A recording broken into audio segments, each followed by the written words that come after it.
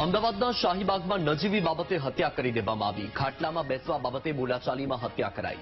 ચિરાગ સરસાવા નામના યુવકની હત્યા કરાઈ। અનુજ કુડીલ અને એક સગીર સામે ગુનો નોંધાયો છે। શાહીબાગ પોલીસે હત્યાનો ગુનો નોંધીને તપાસ શરૂ કરી છે।